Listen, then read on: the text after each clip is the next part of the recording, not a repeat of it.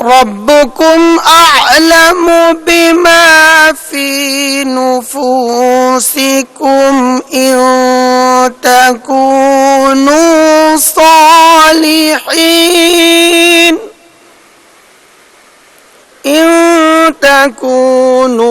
صالحين فإنه كان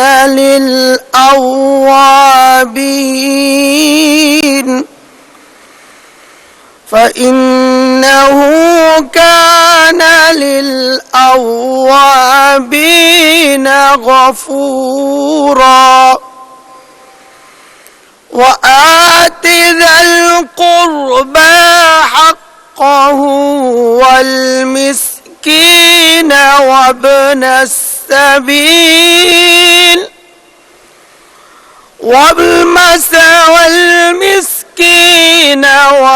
السبيل ولا تبذر تبذيرا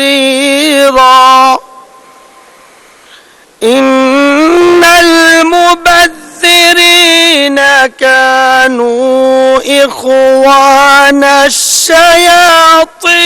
الشياطين وكان الشيطان لربه كفورا صدق الله العظيم সূরা বনী ইসরাইল এর 25, 26 ও 27তম আয়াতে কারিমা তিলাওয়াত করা হলো, যার বাংলা অর্থ এইরূপ: তোমাদের রব তোমাদের অন্তরসমূহের ভেতরে যা আছে তা ভালো করেই জানেন। তোমরা সত্যিই যদি ভালো মানুষ হয়ে যাও তাহলে আল্লাহ তাআলা তোমাদের মাফ করে দেবেন, কেননা যারা তওবা করে তিনি তাদের গুনাহ মাফ করে দেন। আত্মীয় স্বজনকে তাদের পাওনা আদায় করে দেবে, অভাবগ্রস্ত এবং মুসাফিরদেরও তাদের হক আদায় করতে ভুলবে না।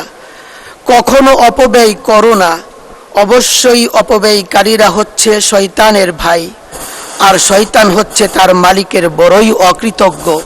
বারাকাল্লাহু লানা ওয়া লাকুম ফিল কুরআনিল আযীম। আসসালামু আলাইকুম ওয়া রাহমাতুল্লাহ।